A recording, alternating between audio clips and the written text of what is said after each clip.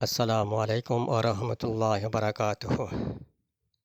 শুভরাত্রি প্রিয় গাইস। বিপ্লবের আজ ১.৫ বছর পার হয়ে যাইতেছে,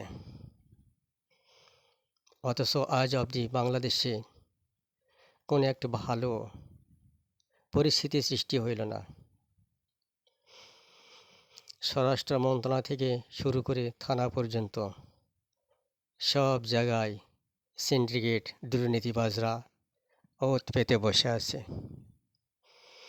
অথচ ইসলামী সমমাননার যে দলগুলো আছে, হুজুরেরাও আজ পর্যন্ত গঠনমূলক কোনো সিদ্ধান্তে পৌঁছতে পারলেন না।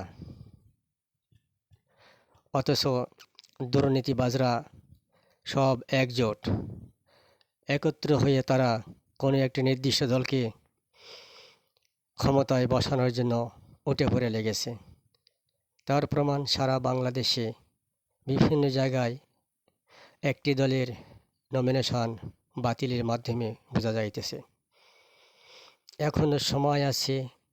এই সিন্ডিকেট যদি না ভাঙ্গা যায় বা না ভাঙতে পারে হুজুরেরা, তাহলে কোনো ক্রমেই সম্ভব না সুষ্ঠু নির্বাচনের। ভালো থাকবেন সবাই।